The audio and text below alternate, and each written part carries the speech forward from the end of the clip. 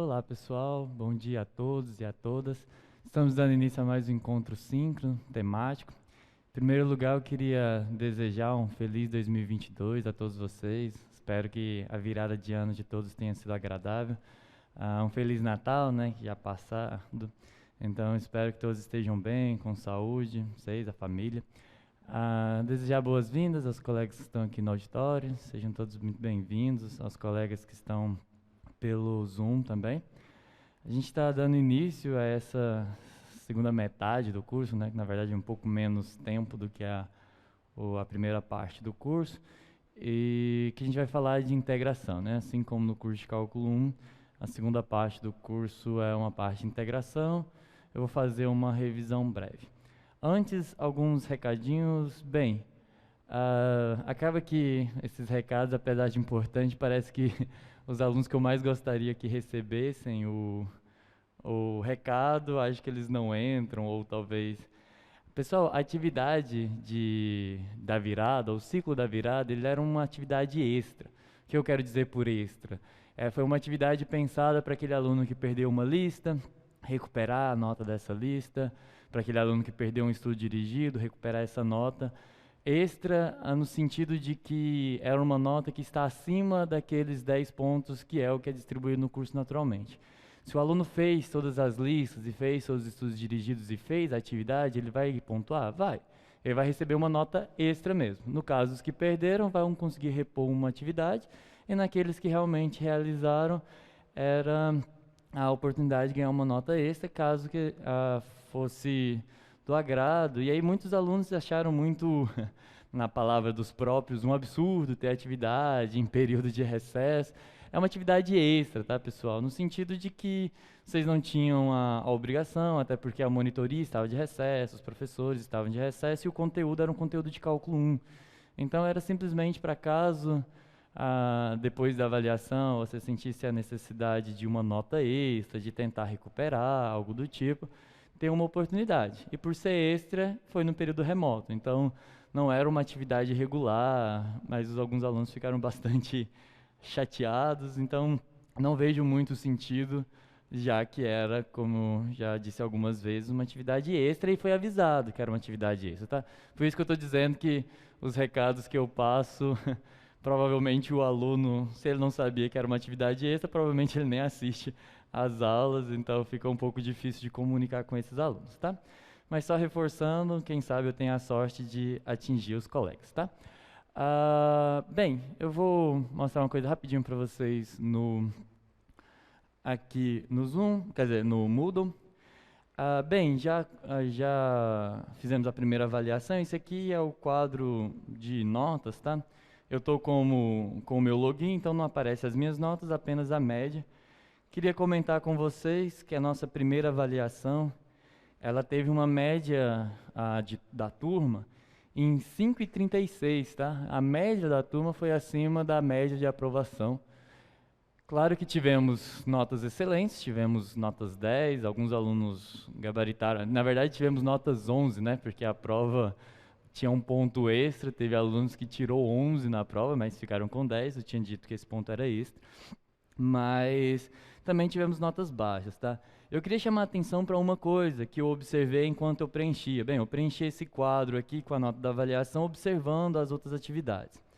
Desde o princípio eu disse que essas atividades, os estudos dirigidos, as listas, apesar de ser uma quantidade que eu reconheço como uma quantidade alta de atividades, elas são extremamente úteis para preparar vocês. E uma das coisas que eu observei enquanto lançava as notas é que as melhores notas, em geral, eram de alunos que realizavam as atividades. Pode ou não existir uma correlação entre fazer atividades e ter uma boa nota na avaliação, mas aparentemente isso aconteceu. Uma outra coisa que eu quero chamar a atenção de vocês é que a equipe de monitoria foi orientada a atribuir a nota máxima na lista da virada. Como uma atividade extra, ela vai ser... Eles podem até colocar algum comentário que vocês precisam reforçar, mas todos vão ficar com um ponto quem realizou a atividade. Então, mesmo para os alunos que fizeram todas as listas, pode ser uma forma de recuperar aí. Numa lista não saí tão bem, não consegui fazer uma questão ou outra, vai ser possível repor. E a mesma coisa em relação ao estudo dirigido, vai ser pontuado com a nota máxima todos aqueles que realizaram. Tá certo? Eu fiquei feliz com a média em relação ao semestre passado. A média da primeira avaliação foi quase um ponto acima, um ponto mais, na verdade, mais de um ponto acima da última turma. Mas é claro que ainda tem aqueles alunos que ficaram com notas ruins, teve 0, teve 1 ponto. Não simplesmente de alunos que não realizaram as atividades, mas da maior parte, acho que 70% dos alunos que tiveram notas vermelha na avaliação foram de alunos que não estavam realizando. Eu não fiz, eu estou chutando mais por observação, não fiz as estimativas corretas, mas ainda é possível recuperar, tá? O recado mais importante da disciplina é que o curso é pensado com 40% de peso no primeiro módulo, no primeiro ciclo avaliativo, e 60% no segundo, exatamente para que os alunos tenham a oportunidade de recuperar, tenham a possibilidade aí. E esse ciclo é um pouco menor, vão ter listas de exercício, vão ter estudos dirigidos. Então, até o final do mês de janeiro, a gente vai conseguir finalizar a parte de integração. Ela é um pouco mais curta, até porque é muito baseado no que a gente já fez no cálculo 1. E é possível recuperar, tá? Na verdade, mesmo os alunos que não têm nenhum ponto ainda na primeira metade, na primeira parte do curso, né, já que é um pouco maior, ainda é possível recuperar, porque o módulo vale 6 de 10, né? Alguma pergunta, alguma dúvida sobre isso? Outra coisa que muitos alunos perguntaram, e aí eu vou insistir, pessoal, não é ruim que vocês mandem as dúvidas, é muito importante, a gente tem todo um aparato, toda uma equipe preparada para responder essas dúvidas, mas é muito importante que às vezes na hora de fazer atividades vocês deem uma lida no que a própria atividade está dizendo. Em relação ao estudo dirigido, muitos alunos ficaram preocupados porque só conseguiam fazer 60% da atividade. Mas lá estava escrito que era uma atividade ramificada, ou seja, quem fizesse os círculos 2 e 3 da atividade não fazia 4 e 5, e quem fizesse 4 e 5 não fazia 2 e 3, e a mesma coisa que aconteceu em todos os outros estudos dirigidos, a menos do de revisão. Acho que a menos do de revisão. Então, tomem um pouco de cuidado com isso. Então, todo mundo que ficou em 60%, 60% é 100%, tá bem? Professor, o que é uma boa nota nessa primeira parte do curso? Fico perdidinho com tanta nota contabilizando lá. Tá, bem, já foi distribuído 4 pontos, tá? É possível, dado que teve uma atividade extra, que um aluno que gabaritou todas as atividades que esteja com 4.1, 4.2, alguma coisa assim. Bem, quando me pergunta qual que é uma nota boa, bem, para ficar com um bom no curso você precisa ter pelo menos 70% da nota. Então, 70% ali seria estar com entre 2,8, alguma coisa nesse tipo. Então, se você já está com pelo menos 2,8, seria o que, segundo as notas como são contabilizadas aqui na UFPA, seria um bom. Bem, você precisa, se você for manter o mesmo nível de rendimento, você precisa estar pelo menos com 2, já que para aprovação você precisa de pelo menos 50% da nota do curso. Então, se você está com 2 para cima, você está, teoricamente, num linear que se você conseguir manter, você está aprovado no curso. Se você estiver com 2,8 para cima, você pode conseguir um bom, e aí de 3,6 para cima seria um linear para quem ficaria com excelente. O próximo estudo dirigido vai ser disponibilizado hoje. Eu não disponibilizei na segunda, porque a gente fez essa alteração do dia da primeira aula, e aí entregar um estudo dirigido sem nenhum conteúdo, não sei se é muito didático, né? Se é muito pedagógico. Então eu quis primeiro começar o conteúdo antes de liberar. Já está pronto, mas vai ser liberado hoje às 6. Tá, e o Luiz estava respondendo ali o Rodrigo. É basicamente isso, tá? Que foi o que eu respondi. 2,8 na média geral é bom? É bom. Você está beirando, é bom. 2,8 é bom. Não é 2,8 não, 2,68.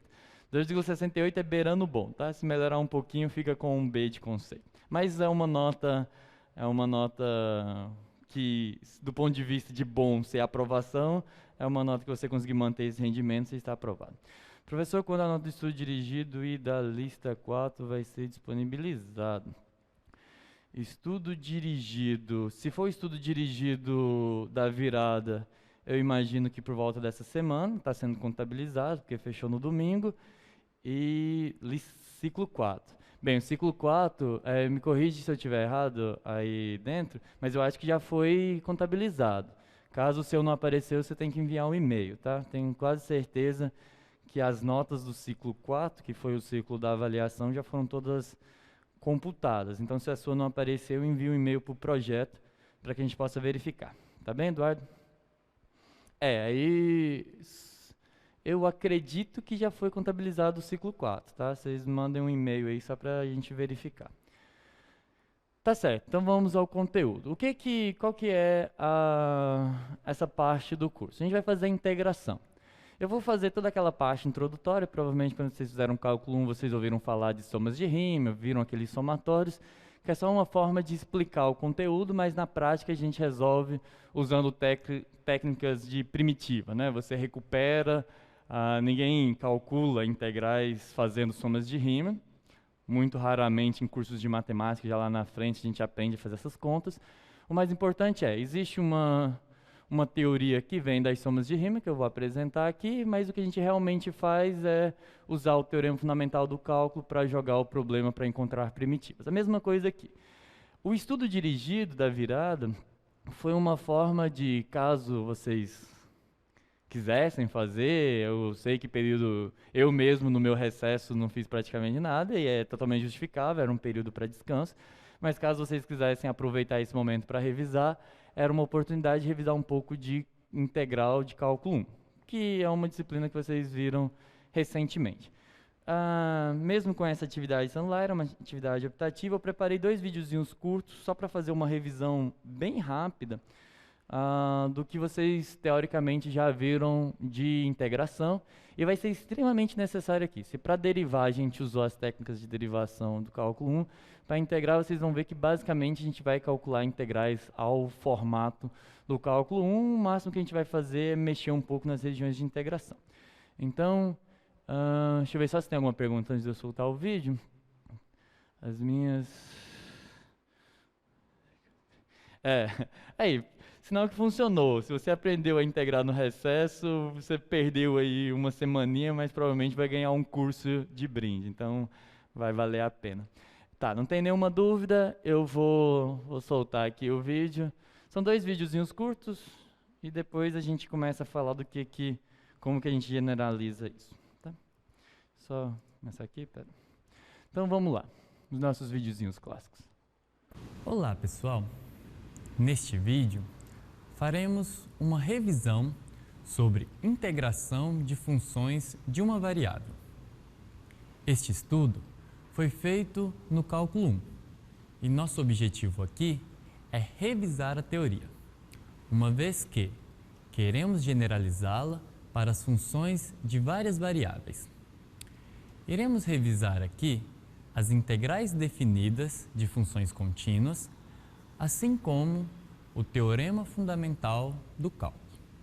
Lembramos que, dada uma função contínua não negativa f, a integral definida de f no intervalo AB é a área entre o gráfico da função e o eixo x. Para calcular essa área, tomamos o limite das somas de Riemann, que nada mais é do que somar a área de retângulos que preenchem a área abaixo da curva quando a largura vai a zero. No caso de uma função contínua qualquer, a integral definida de f no intervalo AB é a área acima do eixo x menos a área abaixo do eixo x, que podem ser calculadas usando as funções f mais e f menos, onde f mais de x é igual a f de x se f de x é positiva e zero caso contrário. E f menos de x é igual a menos f de x se f de x é negativa e 0, caso contrário. Assim, a integral de f é igual à integral de f mais menos a integral de f menos. Em geral, é difícil calcular o limite das somas de Riemann, mesmo para funções simples. Porém, o Teorema Fundamental do Cálculo, parte 1, nos permite calcular integrais definidas de forma bem mais simples. Mas para isso, precisamos conhecer uma primitiva da função que estamos integrando.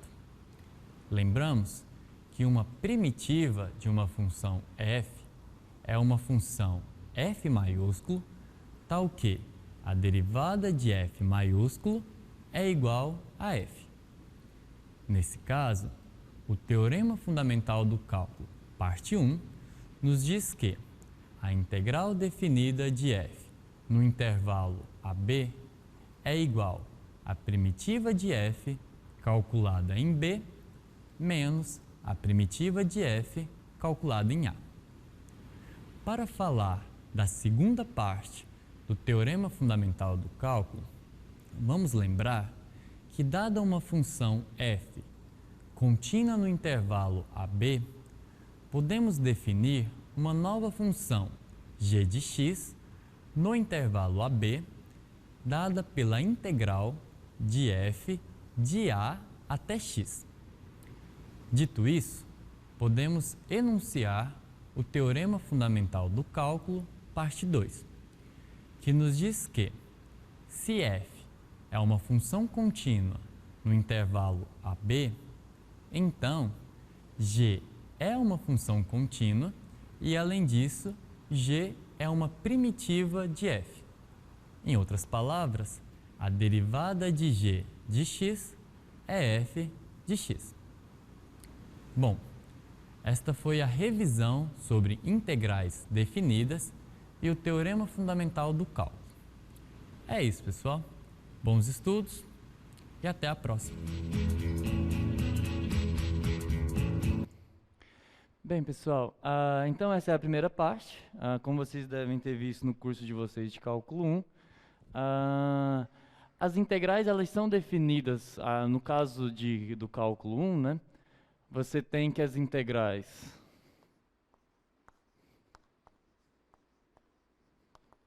definidas, elas são aquele famoso desenho lá do Cálculo 1. É uma forma de usar o conceito de limite, assim como derivada usa o conceito do limite para calcular a inclinação de uma reta tangente. No Cálculo 1, a gente define a integral de uma função contínua. Você pega uma função aqui, f de x, e aí uma forma de você calcular essa área é uma forma de resolver esse problema, e uma das formas de você calcular isso é preencher com retângulos aqui embaixo. E depois somar a área desses retângulos, levando em consideração o fato de que você soma a área desses retângulos, faz com que o maior dos comprimentos da base aqui desses retângulos vá a zero, e aí você, de certa forma, aproxima a área definida. Só que o que realmente permite a gente calcular, então aqui, se você pensar, eu teria aqui, por exemplo, x1, x2 e assim sucessivamente. O que eu estou calculando aqui, então x0 está aqui, a área desse retângulo aqui, por exemplo, seria um ΔX, ΔX1, vamos dizer assim, que é basicamente ΔX1 seria x1, na ordem que eu coloquei aqui ao contrário, né? x0 menos x1, que é o comprimento aqui dessa base. A esse comprimento eu multiplico pela altura, mas a altura pode ser, por exemplo, calculada fazendo f de x1 aqui. E aí eu tenho a área desse retângulo. Se eu colocar aqui um i e aqui um i, e somar com o i aqui variando do 1 até, vamos dizer que aqui é o xn, isso daqui me dá uma área aproximada para essa região, né? Só que eu não quero a área aproximada, eu quero a área exata. Então, o processo de limite me permite, sob certas condições, que toda função contínua cumpre. A função não precisa ser contínua para ser integrável, mas no cálculo a gente geralmente só estuda as contínuas, e toda função contínua é integrável. Eu consigo fazer um processo que me permite mandar esse ΔX aqui para zero. Então eu coloco aqui um limite quando esses ΔX e aí vão a zero. E isso me dá a integral definida, supondo que eu quero o A. Aqui é o B, a integral de A até B de f de x dx. Porém, esse cálculo aqui é extremamente complicado, e ele continua, e fica até mais complicado no cálculo 2. Então, o que o Newton fez, e um dos motivos dele ser considerado o pai do cálculo diferencial integral, juntamente com Leibniz, que na mesma época desenvolveram uma teoria, é que esse problema aqui já era um problema de interesse desde os gregos. Os gregos já queriam resolver coisas desse tipo. Gregos já procuravam áreas de figuras como circunferências e coisas desse tipo. A revolução que o cálculo diferencial fez foi pegar esse problema e associar com um outro problema que também já era de interesse da matemática há muito tempo, que era o problema da diferenciabilidade. O que o Newton e o Leibniz descobriu é o seguinte: se eu conheço calcular isso aqui é muito difícil. Mas se eu conheço uma função f grande de x com a propriedade que quando eu derivo ela, eu obtenho essa f de x, quando eu conheço isso daqui, que é o que a gente chama f de x é primitiva de f, e aí a gente sabe que tem várias primitivas, né? Por isso que aparecem aquelas constantes na hora da integração. O que o Newton e o Leibniz descobriu foi: se eu conheço isso, observa, aqui eu estou falando de inclinação de reta tangente, e aqui eu estou falando de área, que aparentemente não tem nenhuma correlação. Mas o que esses dois matemáticos descobriram foi que se eu conheço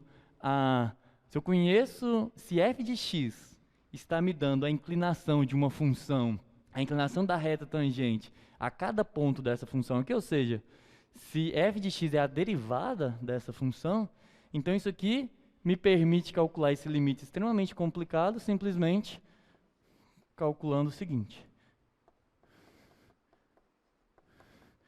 é o f de B menos o f de A, isso para qualquer primitiva, porque aquela constante de integração vai embora quando eu subtraio aqui.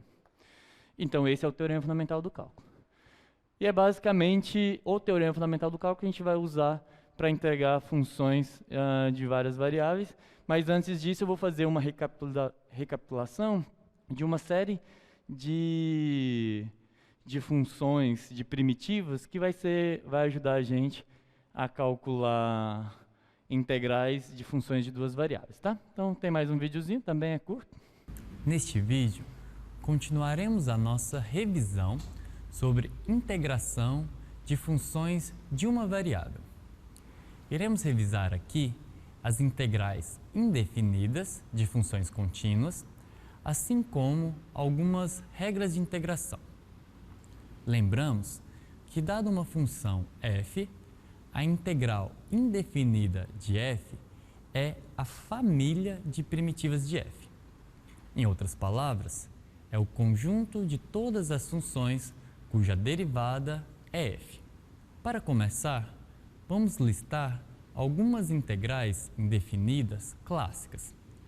Lembrando que duas primitivas diferem apenas por uma constante. Dito isso, começamos com as operações. Temos que a integral indefinida da soma de duas funções contínuas é a soma das integrais indefinidas. E a integral indefinida de uma função contínua f vezes uma constante é a constante vezes a integral indefinida de f. A integral indefinida da função potência, x elevado a r, quando r é diferente de menos 1, é x elevado a r mais 1 dividido por r mais 1 mais uma constante. No caso r igual a menos 1, temos que a integral indefinida de 1 sobre x é o ln do módulo de x mais uma constante. Logicamente, para x diferente de zero. A integral indefinida da função exponencial é ela mesma mais uma constante. Já a integral indefinida de a elevado a x é a elevado a x dividido pelo ln de a, mais uma constante, com a maior do que zero e diferente de 1. Da função cosseno é o seno, mais a constante. E do seno é menos cosseno, mais a constante. Da tangente é o ln da secante, mais a constante. Da cotangente é o ln do seno. Da secante é o ln da secante, mais a tangente. E da cossecante é o ln da cossecante menos a cotangente, todas somadas com uma constante. Da secante vezes a tangente é a secante. Da cossecante vezes a cotangente é menos a cossecante, e da secante ao quadrado é a tangente, sempre lembrando da constante. Por fim, temos que a integral indefinida de 1 sobre a raiz quadrada de 1 menos x ao quadrado é o arco cujo seno é x, mais uma constante. A integral indefinida de 1 sobre 1 mais x ao quadrado é o arco cuja tangente é x. E de 1 sobre a raiz quadrada de x ao quadrado menos 1 é o arco cuja secante é x, sempre lembrando da constante. Vamos agora revisar algumas importantes regras de integração. Começaremos pela regra da substituição. A regra da substituição é uma consequência da regra da cadeia para derivar funções compostas, que nos diz que a derivada de f composta com g de x é igual à derivada de f aplicada em g de x vezes a derivada de g aplicada a x. Assim, a integral indefinida da derivada de f aplicada em g de x vezes a derivada de g aplicada a x dx é f composta com g de x mais uma constante. Se denotarmos a derivada de f por f minúsculo e g de x por u, temos que, quando u é uma função derivável igual a g de x e sua imagem é um intervalo da reta, então a integral indefinida de f aplicada em g de x vezes a derivada de g aplicada em x dx é igual à integral de f de u du. Já a integral definida de f de g de x vezes a derivada de g aplicada em x dx no intervalo AB é igual à integral definida de f de u du no intervalo de u de A até u de B. Vamos também relembrar da integração por partes. Essa regra é uma consequência da derivada do produto. Lembramos que a derivada de u de x vezes b de x é igual à derivada de u vezes a v mais a u vezes a derivada da v. Desta forma, integrando os dois lados em relação a x e isolando a integral de u vezes a derivada de v, temos que ela é igual a u vezes v menos a integral de v du. Em geral, usamos essa regra para integrar o produto de funções de naturezas distintas, onde a regra da substituição não é aplicável. Existe um mnemônico para lembrar a a melhor escolha para a função u, que vamos substituir por du, dada pela palavra liat, que nos diz que a escolha da função u segue a ordem de prioridade L de logaritmo, I de inversa, A de algébrica, T de trigonométrica e, por fim, E de exponencial. Esta foi a nossa revisão sobre integrais indefinidas e regras de integração. Lembramos que é importante praticar essas regras. É isso, pessoal. Bons estudos e até a próxima. É um resuminho curto de, bem, quem fez a lista da virada deve ter se deparado com essas técnicas, essas integrais. Primeira coisa importante para não assustar tantos, apesar de eu fazer a lista completa de integrações, no cálculo 2 a gente não se interessa muito, pelo menos eu não tenho a prática de ficar usando essas integrais mais complicadas. Vocês já tiveram cálculo 1 para praticar substituição trigonométrica, essas coisas mais complicadas, que alguns de vocês fizeram, talvez outros não. Aqui a gente provavelmente vai ficar mais nas trigonométricas convencionais, polinômios, exponenciais, logaritmos, não deve fugir muito disso, porque aqui o nosso maior interesse, eu vou definir integrais duplas, explicar a vocês como calcula, e depois eu vou falar de como de mudanças de variável, coordenadas polares, porque o processo de integração propriamente dito, ele é muito semelhante ao que é feito lá no cálculo 1, vai ficar claro. Enquanto isso, respondendo às perguntas, um dos colegas disse que calculou, que tirou 2 na primeira avaliação e ele quer saber quanto que ele precisa para ser aprovado. E é uma dúvida que alguns alunos têm em relação a como que a nota é calculada. Bem, lá na aba de avaliações, pessoal, tem um formato, tem a fórmula que é usada, mas respondendo de forma prática, o que acontece é que é 60% no segundo módulo e 20% e 40% no primeiro.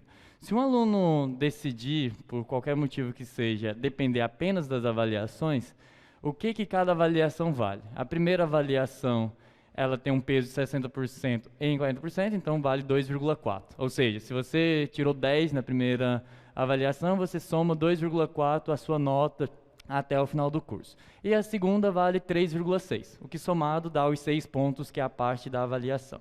Então, se um aluno tirou 2 pontos na primeira avaliação e dependendo apenas desses 2 pontos, quer saber quanto que ele precisa para passar? Bem, 2, se você multiplicar isso por 2,4, bem, só com a avaliação não é possível, tá bem? Isso dá... O que já seria bem difícil mesmo se fosse com uma média normal. A segunda avaliação que você tem que pensar é que ela vale 3,6. É por isso, exatamente pelo fato de não ser tão simples, não tão trivial calcular a média, é que tem aquelas notas lá disponíveis que todos vocês conseguem entrar, né? Alguém não consegue acessar lá o livro de notas, algo do tipo. Se vocês acessarem o livro de notas, vai ter uma nota em negrito lá, bem em cima assim, vai estar a nota e vai estar a sua. Aquela nota que você já tem. Se você quer saber quanto você precisa para passar apenas com usando apenas... Só um minuto. Fazer 2 coisas ao mesmo tempo é um pouco complicado. Se você quer saber quanto você precisa usando só a avaliação, se a nota lá estiver pelo menos 1,4, então você precisa gabaritar. O que você tem que ter em mente é, a segunda avaliação da disciplina vale 3,6 na média. Então, se você gabaritar ela, você vai tirar 3,6, certo? Na média, lá o que vai somar naquela nota. Então, se você tem 2, tem 2 lá naquela nota em negrito, dá para passar? Dá. Você tira 3,6, passa só com a avaliação. Agora, se tiver abaixo de 1,4, não é possível ser aprovado apenas com a avaliação. Aí você tem que fazer todas as atividades. Mas, por outro lado, o módulo, as atividades que vocês vão fazer de hoje até a avaliação, que é basicamente daqui a um mês, vale 60%, ou seja, vale 6 pontos. Então, se você fizer essa lista e a lista do próximo ciclo, esse estudo dirigido do próximo ciclo, e fizer as avaliações, você tira 6 pontos. Então, é totalmente possível ser aprovado, mesmo para aqueles que estão com 0 na média. Ficou claro? Quem não entendeu, levanta a mão. Alguém no chat não conseguiu compreender? Deixa eu só colocar aqui. Tá. Agora eu peço desculpa por esse minutinho, estava baixando. Então vamos lá, pode compartilhar a tela? Eu preparei um slide só para ajudar a gente. Vamos falar então o que muda, né? Tá feita a revisão. Isso... bem, tinha essa pergunta do Matheus sobre a nota. Ficou claro, Matheus, como que funciona?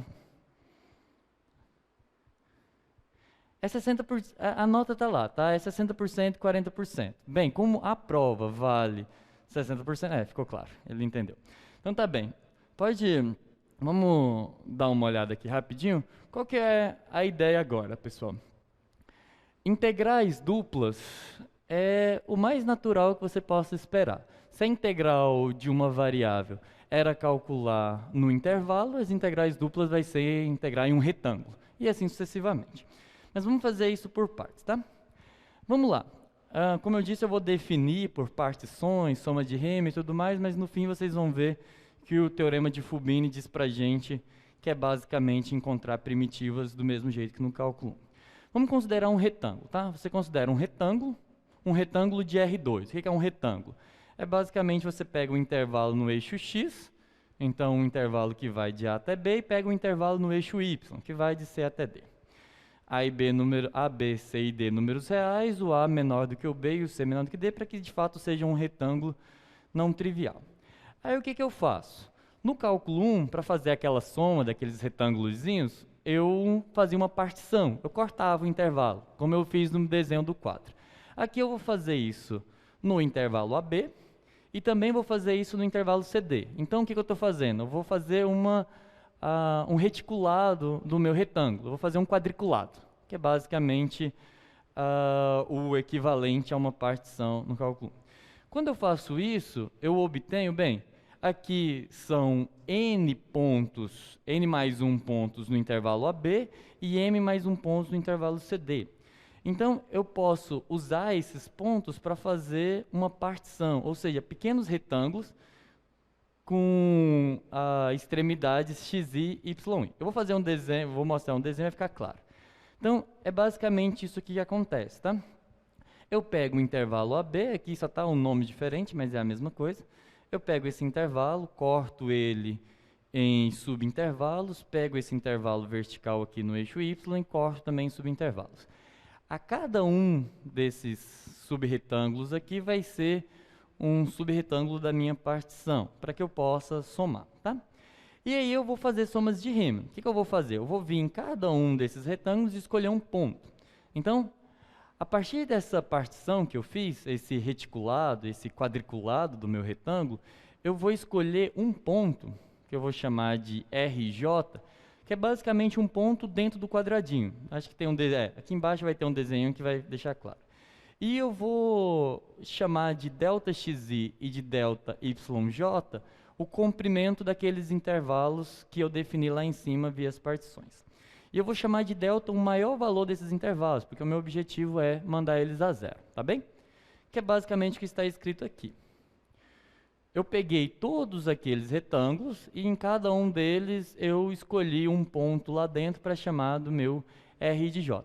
E aos intervalos aqui embaixo, eu estou calculando o comprimento desse subintervalo, do mesmo jeito que era feito no cálculo 1, ok?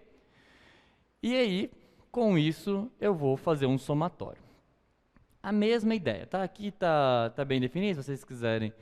Eu vou pegar uma função, do mesmo jeito lá do cálculo 1, vou calcular essa função nesse ponto apenas, que aqui está RJ, vou calcular a função nesse ponto, e vou multiplicar pela área da base, tá? Porque no cálculo 1, eu pegava a altura e multiplicava pelo comprimento da base, porque isso me dava a área de um retângulo. Só que aqui eu quero o volume de um paralelepípedo.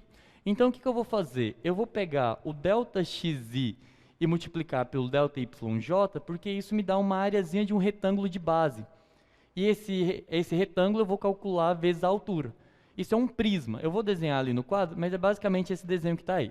Deixa esse desenho aí, eu vou fazer aqui no quadro. Então, diferente do cálculo 1, pode vir para cá.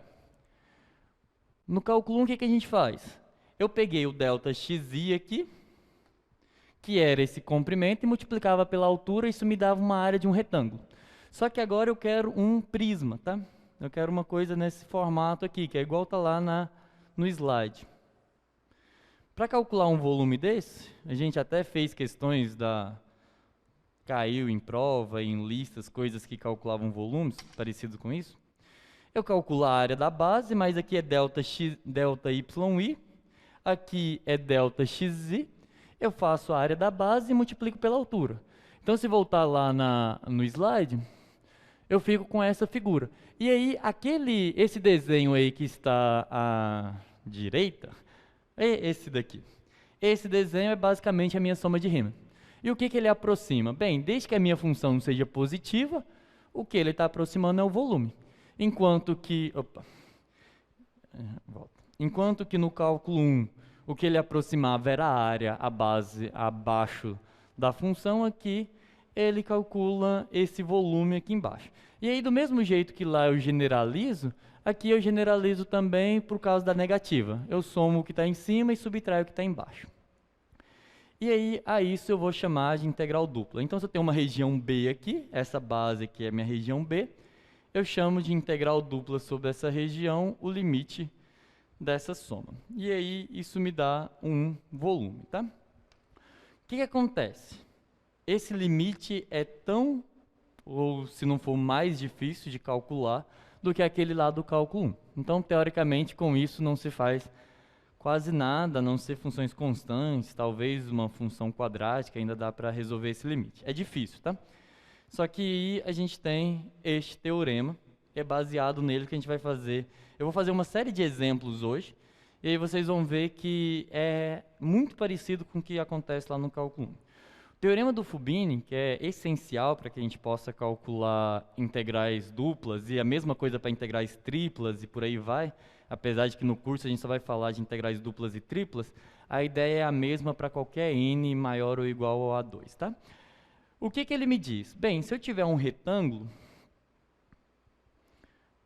eu posso, para integrar sobre esse retângulo, eu posso fazer uma interação de integrais. Em vez de eu calcular essa integral dupla via esse limite que está escrito aqui, o que eu faço é o seguinte: eu integro como uma integral de uma única variável, no intervalo AB, mas observe que a minha função é uma função de duas variáveis. Como é que eu integro em uma única variável? Da mesma forma que lá na parte de derivação, eu fazia. Eu considero que a outra variável é uma constante.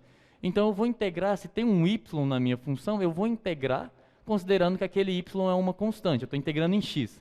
E aqui é muito importante uma coisa, que lá no cálculo 1 vocês esquecem muito. Observe que aqui eu tenho um dx e um dy.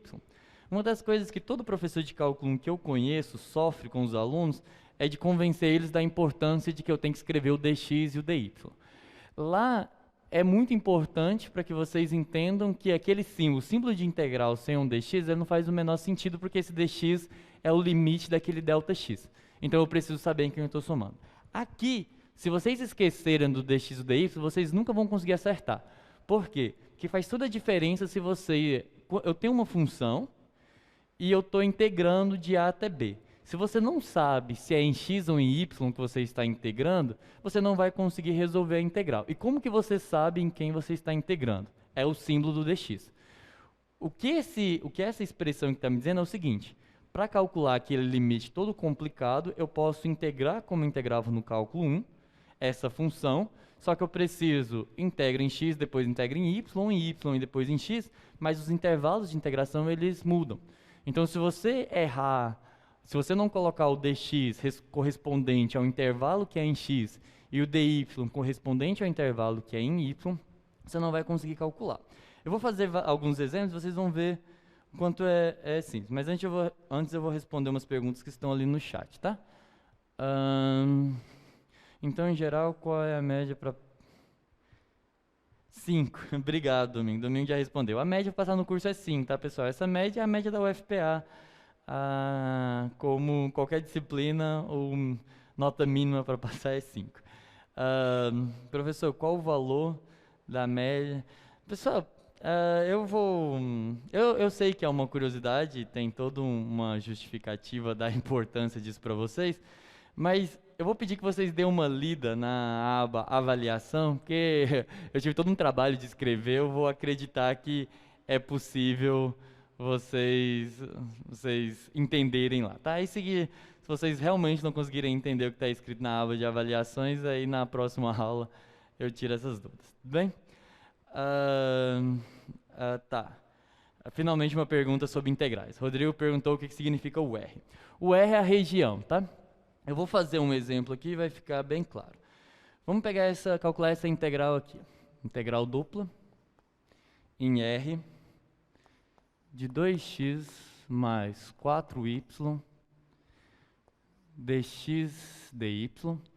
No livro que a gente usa, nosso livro texto, eles às vezes denotam esse dx dy por dA, tá? E é a mesma coisa, eu vou explicar o que ele quer dizer com isso. Então, isso daqui é a mesma coisa que isso daqui.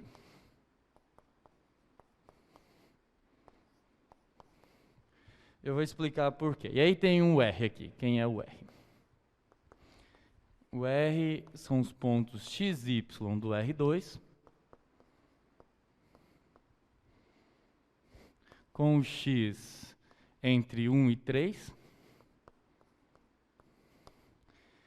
e o y entre 1 e 2. E aí aqui eu vou deixar claro tudo aquilo que foi escrito, tá? A pergunta...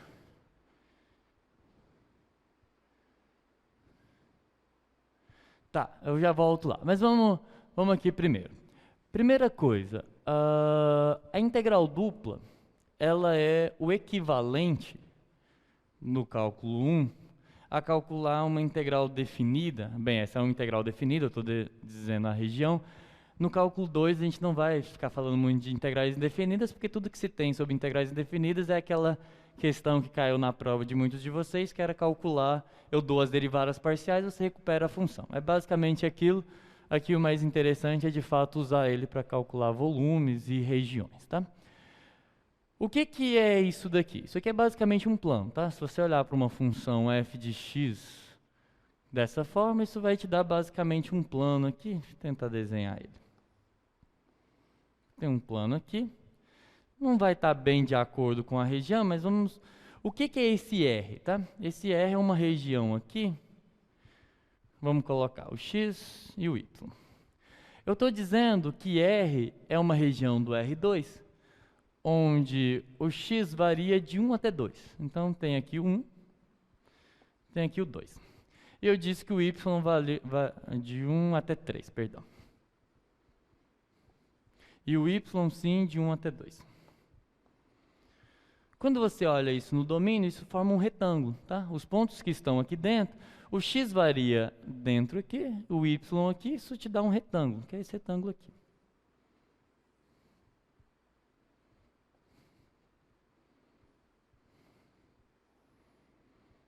Esse retângulo é o R. É o nome que eu dou para essa região. Tá? Isso aqui é o R. Então, é um retângulo do meu R2. O que eu quero... Vamos lá. E aí o comparativo é esse. No cálculo 1, eu tinha um intervalo, certo? Eu queria calcular uma integral definida de uma função positiva lá, era essa área aqui, ó. Ok? E aí eu fazia os retângulozinhos. Aqui... Deixa eu deslocar o meu plano, que eu coloquei o retângulo em outro lugar, né? Vou pensar que está o retângulo aqui. Isso aqui que eu estou dizendo aqui é a função, tá? Por que a função é um plano? Porque isso aqui é um plano. Se você for mostrar, isso aqui é a equação de um plano, que é o plano z igual, isso aí nada mais é do que o plano z igual a 2x mais 3y. Com certeza não é isso que eu estou desenhando, que ele passa no 0, 0, mas vamos só para vocês entenderem como que funciona. O que eu estou fazendo? Eu estou construindo aqui um sólido.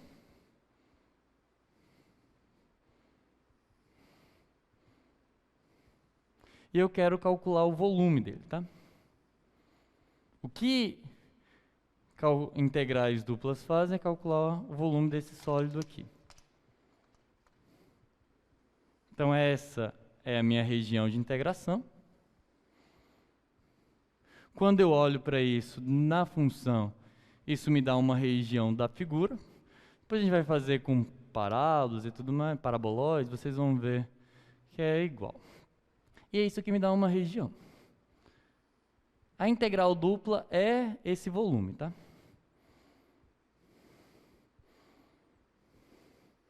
A integral dupla é esse volume. Então vamos chamar, pega toda essa região amarela aqui, isso é uma região do R3, tá? Porque o domínio é no R2, a minha função mora em R, então eu tenho uma região, isso aqui tem um volume.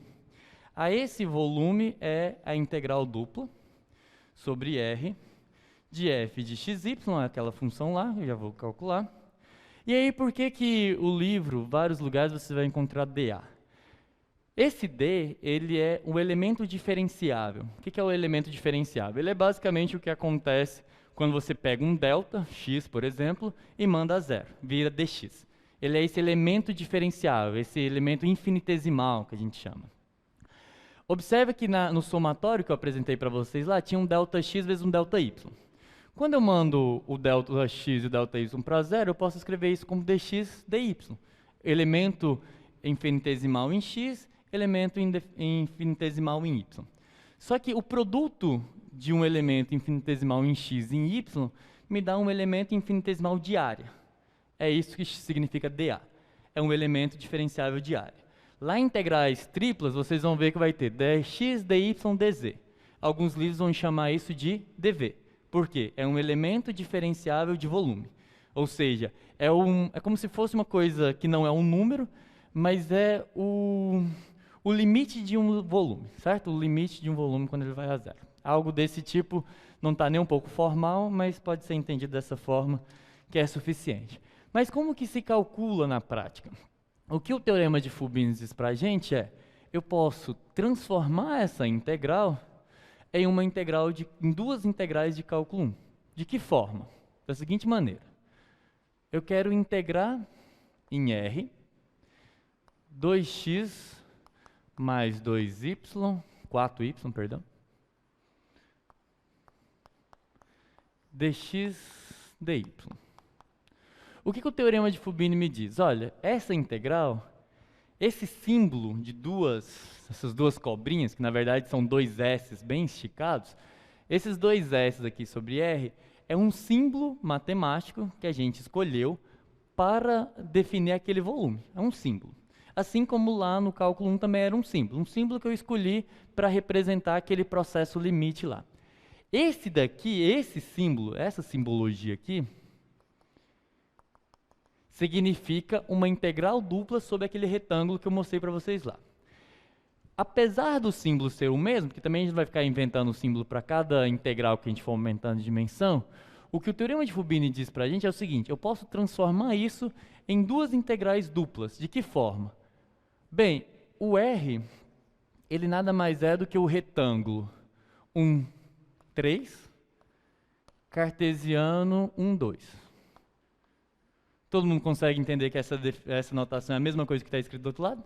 Ó, x variando de 1 até 3, y variando de 1 até 2. É a mesma coisa, aquilo é um cartesiano de dois intervalos, e isso daqui, o que está escrito no quadro 2, é exatamente a mesma coisa, tá? É o conjunto dos x e y, onde o x varia de 1 a 3 e o y de 1 até 2. A mesma forma, são formas diferentes de escrever a mesma região. Então, o que o teorema de Fubini me diz é o seguinte, olha, eu posso escrever isso como integrais de cálculo 1, e inclusive posso fazer de duas formas diferentes. A primeira é, eu vou considerar que o y varia de 1 até 2, e eu vou integrar a seguinte função, a integral de 1 até 3, de 2x mais 4y. Se esse daqui, e aí como eu disse, se vocês não entenderem que o dx anda associado com o x, no caso, fica complicado você saber em quem você integra primeiro. Quem varia de 1 até 3? Quem varia de 1 até 3? X. Então é primeiro em x que eu tenho que integrar. Quem varia de 1 até 2? Y. Então eu termino integrando em y. E vai fazer toda a diferença se você trocar. Se você trocar, vai dar errado. E se você não escrever, você não vai nem fazer ideia de como que se calcula. Então aqui é muito importante. Agora, o que eu estou chamando a atenção para vocês é, isso daqui é uma integral dupla. Isso daqui é uma integral de cálculo 1. E o que o teorema de Fubini diz para a gente é o seguinte, calcular integrais duplas se resume a integrar essa. E ele diz que eu posso fazer dos dois lados. Então vamos fazer de um lado e depois fazer do outro. Como que eu calculo isso? Integral de 1 até 2, e aqui agora virou cálculo 1, tá? Eu estou integrando em x, então isso aqui é variável, isso daqui é constante. E aí é aí que vocês têm que tomar cuidado. A integral de 2x em relação a x, x ao quadrado, certo? Então vai ficar x ao quadrado, por quê? Porque se você derivar isso, você volta para cá. X ao quadrado de 1 até 3, mais... Isso é uma integral definida, não tem constante, tá? 4y, não tem constante de integração. 4y, qual que é a integral de 4y dx? Vamos ver se vocês entenderam. Exatamente. É 4y vezes x, porque o y é uma constante para mim. Então, isso me dá 4yx. Por que isso, pessoal? Porque se fosse 4, seria 4x. Se fosse 5, seria 5x. Se fosse 1 milhão, seria 1 milhão de x. 4y é a mesma coisa, porque eu estou integrando em x e eu não estou integrando em y. Então, fica 4xy, de novo, de 1 até 3. A esse resultado que eu vou integrar em y. Agora sim, vamos lá. Isso aqui é uma teorema fundamental do cálculo, tá? Eu estou x ao quadrado, quando x é 3, dá 3 ao quadrado, que é 9. Então, vai ficar aqui dentro 9 menos 1, mais, quando x é 3, vai ficar 4 vezes 3, que é 12, y, menos, quando x é 1, vai ficar 4 vezes 1, 4, 4y, só que aqui é negativo, então menos 4y.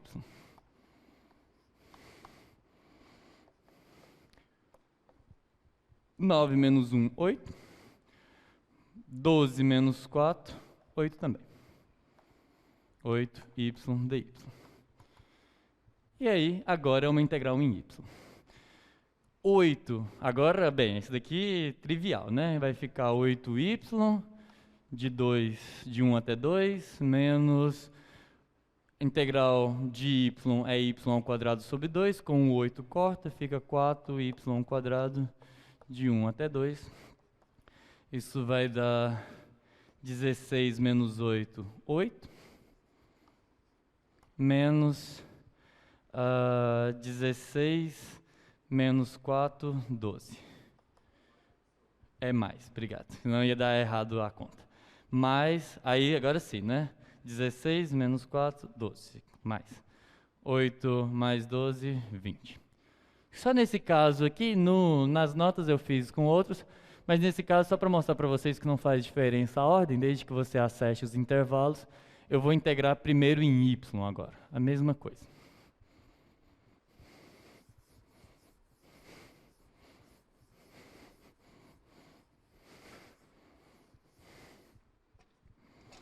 Vamos lá. Mesma integral, eu vou integrar em R, a função 2x mais 4y dx dy. A ordem que eu escolho é irrelevante, desde que eu coloque o dx e o dy corretamente. Então, eu posso terminar integrando em x era de 1 até 3. O teorema de Fubini me permite calcular primeiro na parte de dentro, de 1 até 2, 2x mais 4y, dy primeiro, porque é o y que varia de 1 até 2, e não o x, e terminar em x. Mesma coisa. De 1 até 3, aí aqui eu uso o teorema fundamental do cálculo, estou integrando em y, tá? Qual que é a integral de 2x se eu estou integrando em y? 2xy, certo? Porque x é uma constante quando eu olho em relação a y. Não integro x se o sinal de integração está em dy. Então, vai ficar 2xy, de 1 até 2, mais... Agora sim, eu estou integrando em y, é um 4y. Então, vai ficar 2y quadrado. De 1 até 2, dx. O fato de poder mudar é muito semelhante ao teorema de Clairaut-Schwartz, que a gente viu lá, tá? Eu posso mudar a ordem sem alterar. Aí aqui vai ficar de 1 a 3. Tem que calcular interno primeiro, tá? Quando y é 2 vai dar... Aqui eu vou fazer um pouquinho mais rápido. Quando y é 2 vai dar 4x, menos 2x vai ficar só 2x. Quando y é 2 vai ficar 4, 8. 8 menos 2, 6. Aí eu falo que vou fazer mais rápido, eu erro a conta, mas acho que está certo. De 1 a 3. Agora sim... aqui eu já podia até ter feito, né? Aqui já não precisa mais desses colchetes, né? Na verdade, eu coloco os colchetes só para mostrar para vocês o que eu estou fazendo, tá? Se vocês esquecerem o colchete, não é um problema. Eu estou só ajudando vocês a entenderem qual a parte da conta que eu estou fazendo. O que vocês não podem esquecer é do sinal de integração e dos dx dy. Porque aqui, de fato, se vocês esquecerem, não dá nem para fazer a conta, tá? Agora eu estou integrando em x, então a integral de 2x é x ao quadrado. Vai ficar x ao quadrado de 3, de 1 até 3, mais 6x de 1 até 3. 9 menos 1, 8, né? 3 ao quadrado, menos 1, 8. 18 menos 6, 18 menos 6, 12. Não faz diferença o lado da conta, tá? Mas observem que é muito importante que você escolha corretamente e que você associe o intervalo a ele, tá? É obviamente que não vai ficar em coisas tão simples. Então, o que a gente vai fazer agora? Primeiro vamos fazer mais um exemplo num retângulo, não mais uma continha um pouquinho mais elaborada, tá? Vamos fazer a seguinte conta. Vou calcular esse volume aqui, tá? Que é uma outra forma de eu pedir a mesma conta. Só que escrever de forma diferente. Calcule o volume do conjunto. Na verdade é da região, tá? Da região dada pelo conjunto. Aqui tem um pequeno errinho de definição, né? Dizer conjunto não tem volume, mas é da região que eu estou definindo, tá? Só para ganhar tempo aqui. O conjunto é esse aqui. É o conjunto dos x, y e z do R3, tal que o x está entre 0 e 2. O y está entre 0 e 2 também. Mas eu vou colocar de 0 a 3, só para que diferencie na hora das contas, senão pode gerar uma confusão. E o z está entre 0 e x² mais y². Pense que isso é um subconjunto do R3. Quem que é esse subconjunto do R3? Aqui vocês vão precisar praticar bastante um pouco da visão geométrica, tá? Principalmente quando a gente for falar de regiões gerais. O que acontece aqui é o seguinte. Eu tenho x, o y e o z, tá? Observe, eu estou dizendo que o z está acima do zero e abaixo de x² mais y². X² mais y² é o paraboloide, né? Então você tem aqui o paraboloide.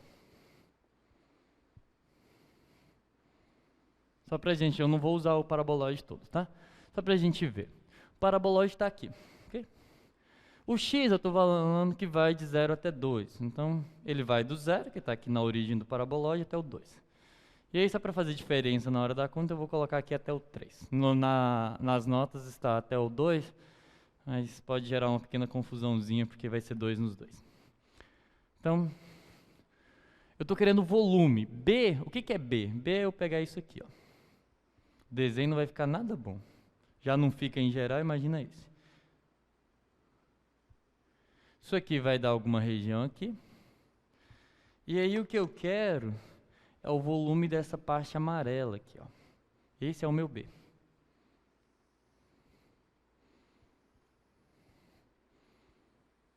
Ele é delimitado por esse paraboloide lá no fundo, Como se fosse...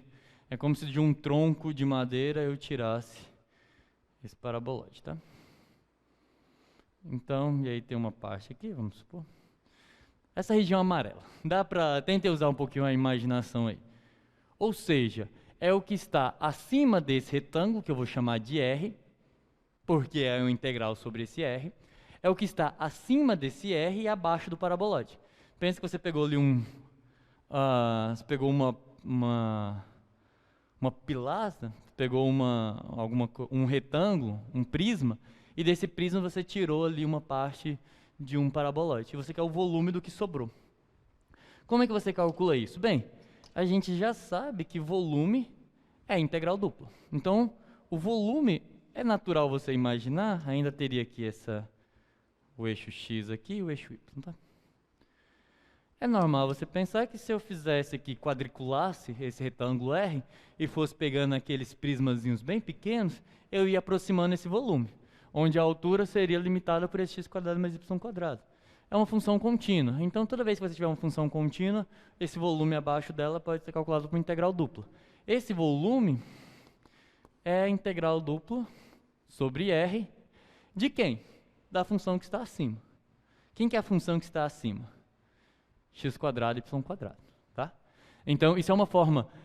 Vocês vão perceber o seguinte, nenhuma integral aqui vocês vão precisar calcular sem que sejam as técnicas de integração que vocês já conhecem. Mas vocês vão ter que interpretar a geometria por trás, o que é mais complicado aqui, naturalmente, do que no cálculo 1. Porque no cálculo 1 era sempre um intervalo. Não tem muito o que fazer no cálculo 1 com integrais. O máximo que você pode fazer é pega 2 intervalos, mas não faz nenhum sentido, não complica em nada. Agora, se a parte de baixo mora no R2, aí tem uma quantidade gigantesca de possibilidades. Eu posso colocar uma circunferência embaixo, eu posso colocar um retângulo, eu posso colocar uma figura extremamente complicada. E é isso que a gente vai fazer no próximo exemplo. Aqui ainda é um retângulo, mas eu vou poder transformar essa região de integração em umas coisas bem complicadas e vocês vão ver. Então, mais difícil vai ser essa parte geométrica. Então, isso é o que eu estou procurando. Que pode ser escrito assim, ou dx dy. É a mesma coisa, tá? Às vezes eu vou fazer um, vou fazer outro, propositalmente para que vocês entendam que é a mesma coisa, porque num livro está de uma forma, em outros estão de forma diferente. Então, é bom para ir acostumando com as duas notações. Isso é o volume que eu quero. Vou calcular pelo somatório pelo limite do somatório? Não, complicado pra caramba. Então, eu vou usar o teorema de Fubini. O que o teorema de Fubini me diz é o seguinte, eu posso transformar isso numa integral. E aí, de novo, eu tenho que escolher em quem que eu quero integrar primeiro. Se eu vou integrar primeiro em y, então o intervalo de fora é o de x. Então, fica de 0 a 2. E aí, eu começo integrando em y. Então, de 0 até 3, x² mais y². Se eu vou integrar primeiro em y, então é dy. E depois dx. Obviamente, nesse caso, não faz nenhuma diferença a ordem que você escolher. Por quê? É uma função simétrica. Então, se você escolher integrar em x ou em y, a complicação vai ser a mesma. Em alguns casos, fica mais fácil se você começa numa determinada variável. A gente vai ver alguns exemplos mais para frente. Ok, e aí é continha, tá? Isso aqui é cálculo 1 e ainda é cálculo 1 fácil, né? Esse é o menor medo de vocês numa prova de integral no cálculo 1. Isso é polinômio. Então, vamos lá. Estou integrando em y, o x se comporta como uma constante, então fica x² y, de 0 até 3, mais, agora sim, eu estou integrando em y² vira y³ sobre 3, de 0 até 3, dx.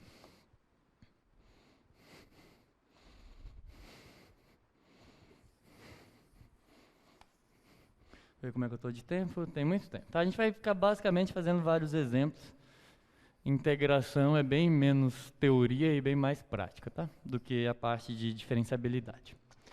Então, aquele volume, só reescrevendo para os colegas que estão pelo Zoom, integral de 0 até 2, da integral, e aqui eu falei, e... Ah, não, tá certo, é porque eu já calculei a integral.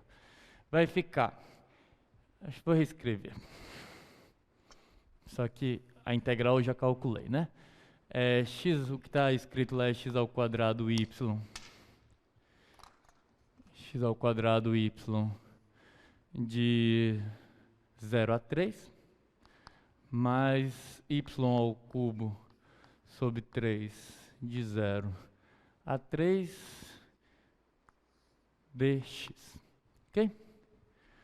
Calculando isso e lembrando que, bem, apesar do símbolo aqui já ter sumido, se falta o x, eu estou fazendo em y, né? Então é em y que eu vou substituir os limites de integração. Isso aqui vai dar 3x ao quadrado, porque no zero dá 0. 3 ao cubo é 3 ao cubo sobre 3. Então dá 3 ao quadrado, que é 9, né? Dx. E aí termina a conta. É bem simplesinho. A parte de integração é bem simplesinho. Depois que você entende a geometria, não tem muito o que fazer. Então, a integral de x ao quadrado, x ao cubo sobre 3. Então vai ficar 3, que multiplica x ao cubo sobre 3, de 0 até 2, mais 9x de 0 a 2. Esse 3 com esse 3 pode ir embora. Vai dar 8. No 0 dá 0, mais 18. Então isso daqui vai dar 26, né? Quiser, como exercício, calcular na outra ordem, funciona, tá? Não vou fazer aqui porque é bem repetitivo e a gente tem umas coisas mais interessantes. Primeira pergunta. Entenderam a ideia? O que a gente vai fazer é sempre isso. Toda vez que você for calcular uma integral dupla, a gente nunca vai calcular, nem a de hoje até o dia da prova, a gente nunca vai calcular de forma diferente que não seja o teorema de Fubini. O que vai ficar complicado? O que vai ficar complicado é o que eu vou fazer, o que vai tornar as coisas um pouco mais complexas. É o que eu vou fazer agora. Eu não vou mais estar num retângulo. Quando eu não estou num retângulo, eu tenho que encontrar uma forma de conseguir integrar numa região mais geral, porque aí já não vai ser mais integrais definidas em x e em y. Vou tentar explicar. Pensa o seguinte.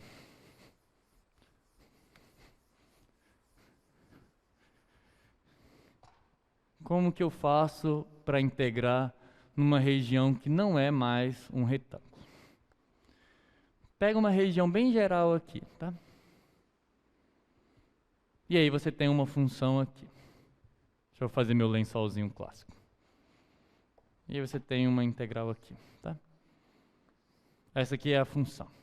Então aqui eu tenho o f de xy, aqui é o x, aqui é o y, e essa é a minha região de integração. É uma região que eu vou chamar de região S. Eu quero fazer aquele mesmo processo aqui. Primeira observação. Desde que o S seja limitado, eu consigo colocar ele dentro de um retângulo, certo? Eu posso pegar um retângulo bem grandão. O que eu faço? Eu olho vou chamar de y mínimo, o menor valor de y que tem alguém dentro do conjunto com ele. Então aqui eu tenho um y mínimo, que é basicamente esse cara que toca aqui, tá? Não tá meio torto, mas dá para entender. E aqui eu tenho um y máximo, né? Papapá, ele toca aqui. Mesma coisa no x. Eu posso pegar um x mínimo, tá aqui. Pegar um x máximo que está por aqui. E aí tá. Então significa que existe um retângulo que contém essa região toda. Não vai ser necessário fazer isso, tá? Mas só para vocês entenderem a ideia. Então tem um retângulo aqui que contém toda essa região.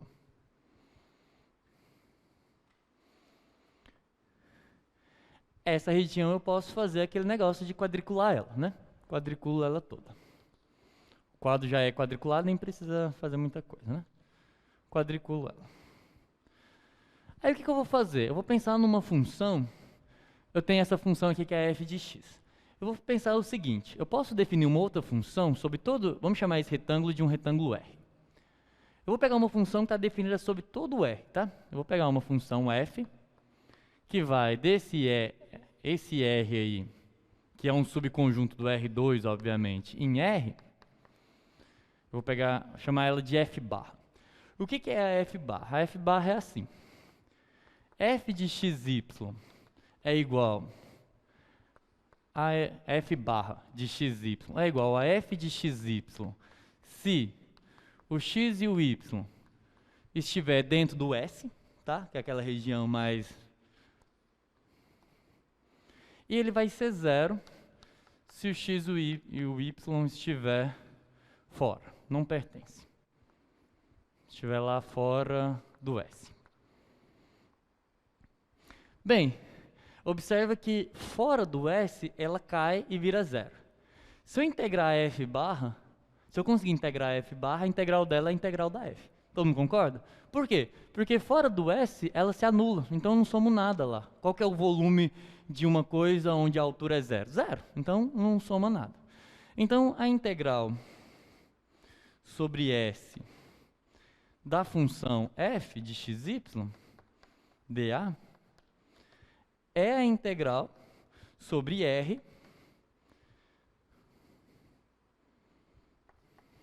dessa f barra. Bem, isso já me diz que a mesma ideia funciona, desde que seja possível integrar essa daqui, né? Aí é que tá. É possível. Só que aí eu vou ter que usar uma técnica de um pouco diferente do teorema de Fubini, mas é semelhante no quesito de que eu posso ainda transformar em integrais de cálculo 1. Só que o limite de integração mais interno, ele vai depender da variável mais externa. O que eu quero dizer com isso? É esse mesmo processo aqui, do y máximo até o y mínimo, por exemplo. Eu quero calcular essa integral. Então, a gente vai fazer assim. Deixa eu fazer nesse quadro aqui.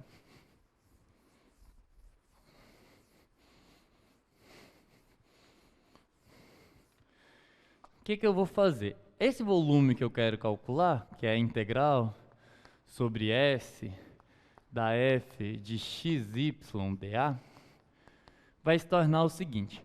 Existe o y mínimo e o y máximo. Esses estão fixados. Então, eu vou integrar, vou fazer uma integral que é de cálculo 1, que vai, sim, do y mínimo até o y máximo.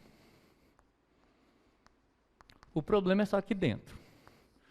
Por que o problema é aqui dentro? Porque eu não posso ir do x mínimo até o x máximo. Vamos voltar aqui.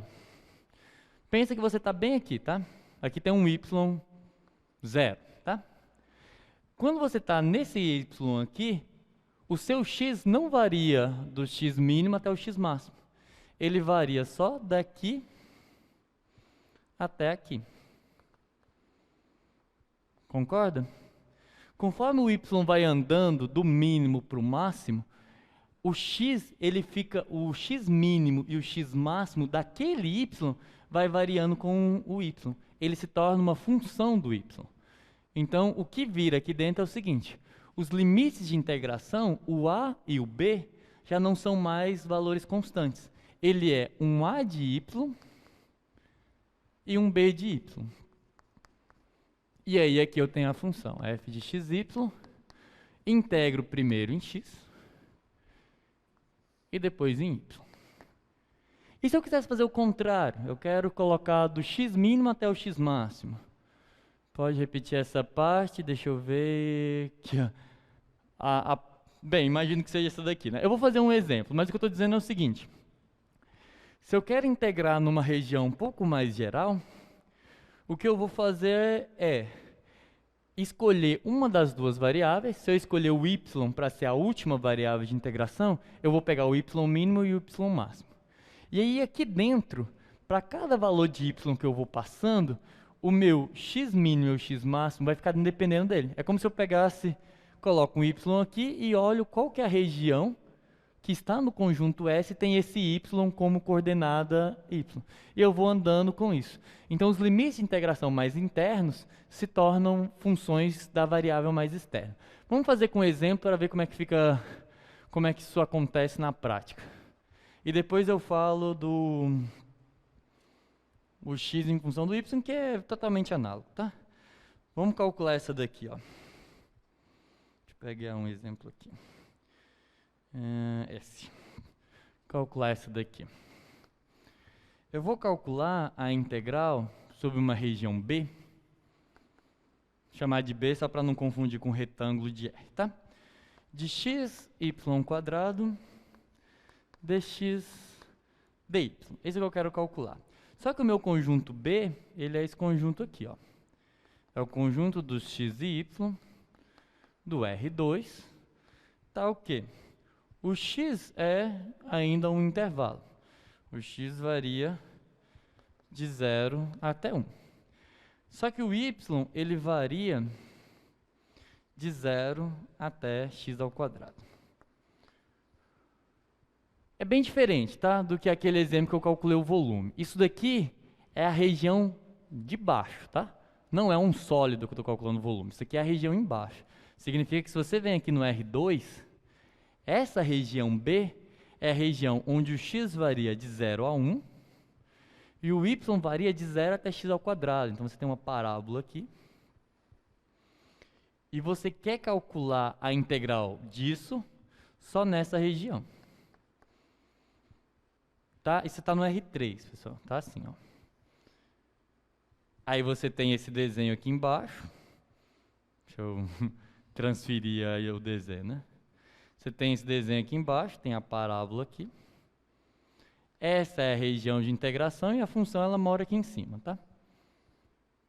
E eu quero calcular aquela soma de rima só nessa região. Tá claro? Tá claro aí no chat? Ou seja, eu quero calcular só o volume que está sobre uma região desse formato. E aí, observa. O x, ele varia de 0 até 1, é um intervalo. Mas o y já não é mais um intervalo. Ele vai variando conforme o x vai andando. Então, essa integral, ela é desse formato. Qual que é o x mínimo? Aqui está y mínimo porque eu escolhi o y. Eu vou fazer o contrário, vou escolher primeiro o x. O x mínimo é 0. O x máximo é 1. Só que aqui dentro, como eu já não estou mais no retângulo, isso é uma região do R2, aqui dentro os intervalos de integração ficam dependendo de x. O menor é uma função constante, que é 0, mas o maior é x ao quadrado. E a função é aquela, x, y ao quadrado. E, pessoal, é extremamente importante acertar aqui a ordem dos diferenciais. Porque se você errar, a conta nem sai. No final, essa integral que é definida vira uma função, dá tudo errado. É o y que está dependendo de x, então é dy, tá? E, por fim, dx. O que você vai fazer quando você quiser ter certeza que está fazendo certo? Você vai olhar. O x varia onde? De 0 até 1. Aí você vai olhar, dx está mais de fora, então é o símbolo de integral mais externo. 0 até 1, beleza. Mais interno. O y, de 0 a x quadrado. 0 a x quadrado, dy, está correto. Já é difícil aqui. Imagina no ciclo, no próximo, que vão ser 3. Então tem que tomar cuidado. E aí é isso que tem que calcular. E como que calcula isso? Teorema fundamental do cálculo. É impressionante como as coisas funcionam na matemática. Assim, você olha e fala assim, não vai dar certo não, mas funciona. Funciona de uma forma quase que milagrosa. As generalizações da matemática é uma coisa que me impressiona muito por ser tão parecidos como a gente gostaria que fosse, né? Você pensa, como que eu gostaria que essa conta funcionasse? Ela funciona da mesma forma. Quase sempre, né? Nem sempre, mas quase sempre. A integral de 0 até 1, então vamos calcular aquela integral. 0 a x quadrado, x, y quadrado, dy, dx. Calcula, veio o teorema fundamental do cálculo. A única coisa que muda é que tem um x lá, tá? Então, integral de 0 até 1. Estou integrando em y, o x é uma constante, então vai ficar x. O y, quando você integra em y ao quadrado, y ao cubo sobre 3. O que muda? Que aqui é de 0 a x quadrado, dx. Isso é um problema? Não, porque vai aparecer um x, eu vou tirar ele aqui agora no final. Então, por isso que funciona. Então, vira de 0 até 1. Aí aqui vai ficar... Aí aqui tem que tomar um cuidadozinho, né? É x que multiplica. Ó, é y ao cubo. No zero não tem problema. No zero dá 0, tá? Agora, y ao cubo eu vou colocar esse cara dentro do y, tá? Então vai ficar x ao quadrado ao cubo. Vou até fazer devagar só para... É x ao quadrado, que é o teorema fundamental do cálculo, limite superior, ao cubo sobre 3. Só por preciosismo eu vou escrever o zero aqui também para todo mundo entender. X, Esse era o limite superior, o limite inferior é 0. Então, 0, só 0, ao cubo sobre 3. Isso aqui vai dar 0, mas eu quis escrever para que fique claro. E isso daqui, 0. X ao quadrado ao cubo não é x à quinta, tá? É x à sexta. Com esse x à sétima. 0 até 1, quando você eleva uma potência a outra potência, você faz o produto aqui. Então, 2 vezes 3, 6. Com o que já tem aqui 7, então x à sétima sobre 3 dx. Coloca 1/3 para fora, não tem o menor problema. X à sétima integral está naquela tabela lá, é o dos mais simples, né? X à oitava sobre 8. Oitava sobre 8. Aonde? De 0 até 1. No 0 não tem nada, no 1 vai ficar 1/8, 1 sobre 24, 1/24. Tá certo? Tá, né? Ok? 1/24. Mas e se eu quisesse calcular primeiro em x, pessoal? Aí não é essa a integral, tá? Se você só inverter aqui, como eu fiz no retângulo, dá errado. Você não chega numa função no final. Você não chega num número, você chega numa função. O que você tem que fazer se você quiser substituir, calcular essa integral ao contrário? Dá. Só que aí você tem que fazer o seguinte. Você vai vir nessa região e fazer aquele mesmo processo que eu expliquei lá. E aí é que eu vou reforçar aquele processo. Obviamente é mais fácil desse jeito, mas qual que é a outra forma de você resolver isso? Quem é o y máximo? Nessa região, o y máximo é 1. Quem é o y máximo? Tá? Vou pegar só essa região. O maior valor, por que é 1? Porque como o x só varia de 0 até 1, então o maior valor que y ao quadrado pode atingir é 1. Quando é 1, 1 ao quadrado, tá? Então fica 1. Quem que é o y mínimo? 0, tá? É onde ele varia aqui, 0. Mas aí é que tá. Como que eu vou calcular essa variação do x? Aonde que o x está variando? Bem, o x ele vai variar. O máximo do x é constante, é 1, tá? O máximo dele é 1 porque isso aqui é um segmento. Seria como se fosse a lateral de um retângulo. Então o máximo é 1. Só que o mínimo dele é a raiz de x. Como é que você faz para ver isso? Rebate a função ou calcula a função inversa, tá? Chama y de x, x de y e inverte. O menor valor que o x assume é a raiz quadrada de y. Como que faz isso? Só você... Já viram o gráfico da função raiz quadrada? É isso aqui. É exatamente o que acontece se você rebater essa função. Então dá para mudar? Dá, só que aí fica isso. Aí aquela integral que eu calculei, agora seria a integral, o x de 0 a 1, o y de... Não, desculpa.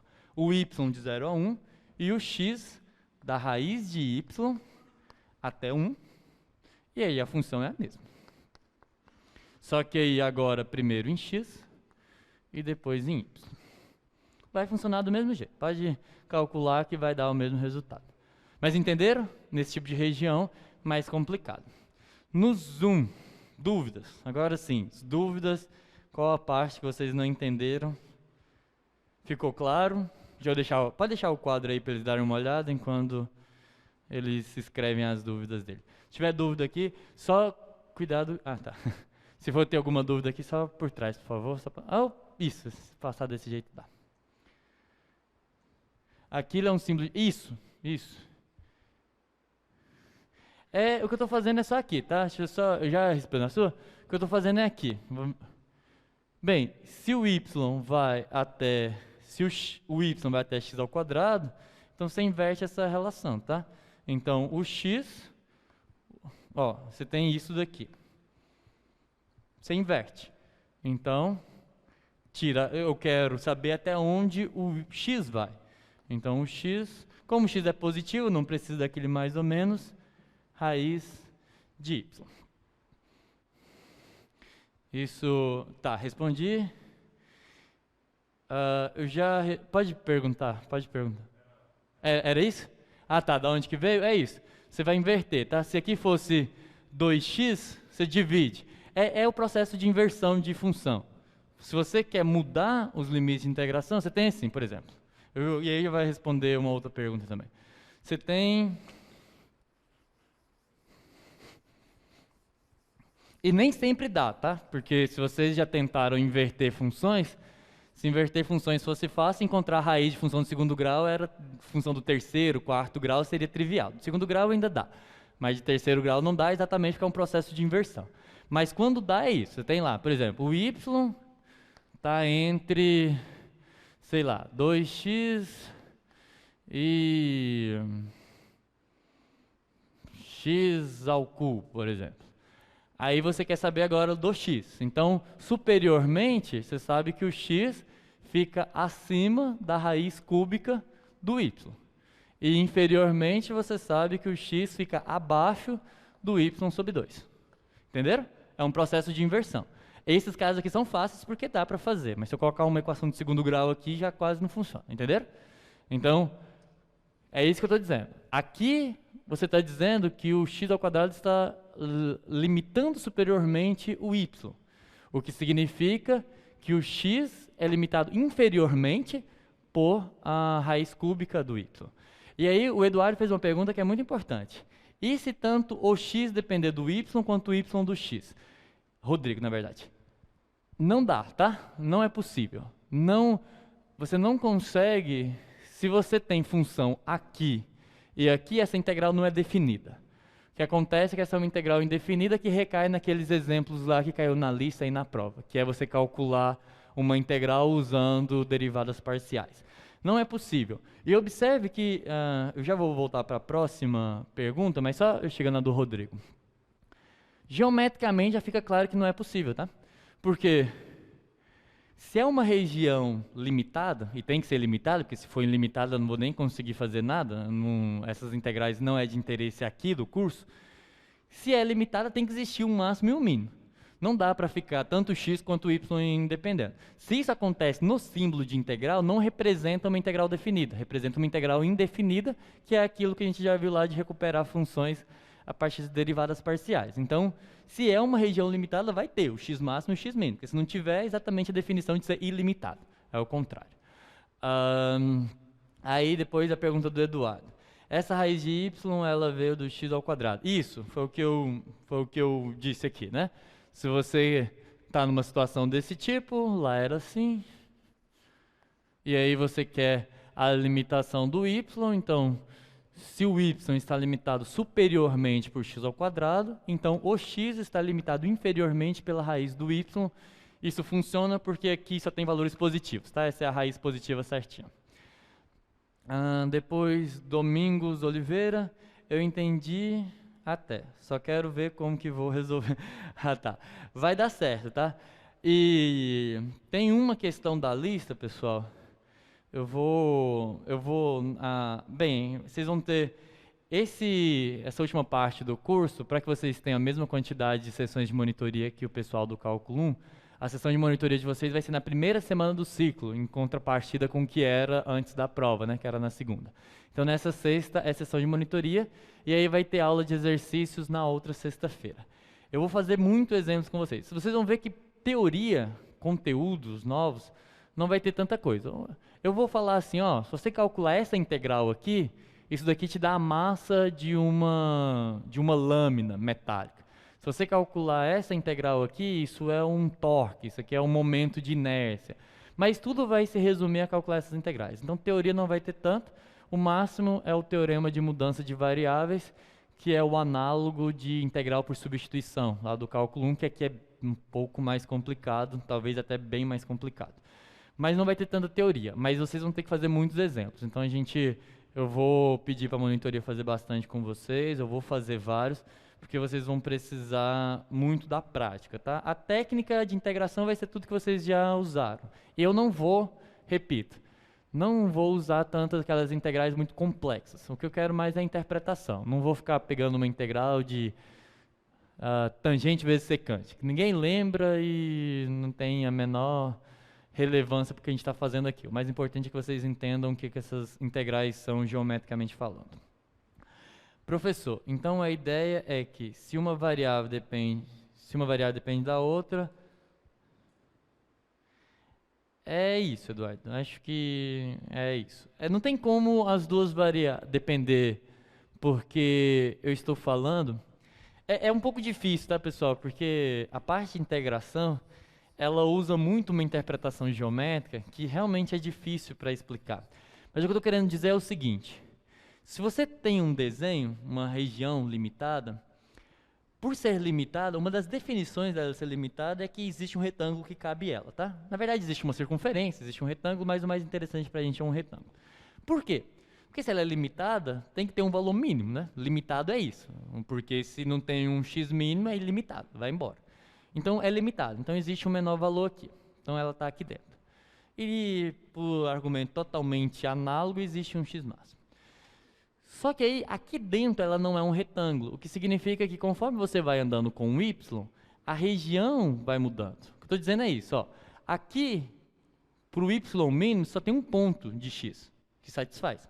Mas aí que você anda um pouquinho para cá, você já tem todo um segmento de x que está contido dentro do conjunto S. Porque o conjunto S é esse conjunto feijãozinho aí, tá? Então, aqui seria o y mínimo, aqui o y máximo. Para cada valor do y que você fixar, você vai ter o x aqui dentro. Porque pensa aqui que aqui tem um plano cartesiano. X e y, tá? Então você pega um y aqui. Eu estou colocando o y aqui e o x aqui por causa do desenho lá, tá? Você pega um y aqui, o x vai variar desse valor aqui que eu chamei de a de y, até esse valor aqui que eu chamei de b de y. E assim sucessivamente. Para cada um que você pegar, muda. Aqui o a de y é um, o b de y é outro, e assim sucessivamente. Então o que eu estou fazendo é isso. O y mínimo e o y máximo existe pelo fato de ser limitado. Se o conjunto é limitado, tem que existir. Mas da mesma forma que eu posso encontrar o y mínimo e o y máximo e fazer o x variar aqui, eu posso fazer o contrário. Eu poderia falar assim, olha, o menor valor de x é esse. Então esse aqui vai ser o meu x mínimo. E o maior valor é esse, que eu vou chamar de x máximo. Só que aqui dentro, para cada valor de x, o y muda, a forma dele variar. Por exemplo, quando eu estou por aqui ainda, o y varia muito pouco, ele é só um intervalozinho aqui de variação do y. Porém, quando eu venho para cá, o y já varia toda essa região. E aí, então, você tem o x mínimo e o x máximo fixados, mas o y varia. Então, isso é característica do conjunto ser limitado. Entendeu, Eduardo? Se você fixar um, o outro vai variar. É isso, pessoal. O tempo da nossa aula está encerrando. No estudo dirigido tem alguns. Da lista são um pouquinho complicados, mas tem alguns um pouco mais tranquilos. E aí, na semana que vem, eu vou fazer bastante exemplos com vocês, apresentar o teorema de mudança de variável, para a gente calcular integrais com coordenadas polares. E a minha dica é bastante prática, aproveitar. Espero que vocês tenham descansado, tenham virado bem o ano. Com prática, vocês vão ver que não é muito complicado, tá? Depois na semana que vem, eu vou fazer bastante exemplos com vocês. E aí é importante, os colegas que não fizeram estudo dirigido e os colegas que... Não é um problema, tá? Mas revisem. Caso você não lembra bem as regras de integração lá do cálculo 1, revisem, porque podem ser necessárias, tá? Eu espero que vocês já tenham revisado, mas caso não, façam essa revisão, que vai ser muito importante. Tá bem? É isso. Um bom almoço a todos e até semana que vem. Lembrando que na sexta vocês têm encontro com os monitores.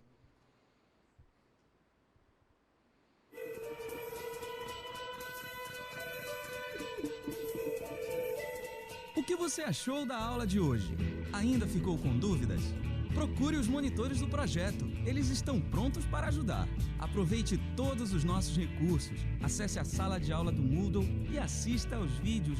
Bons estudos e até logo!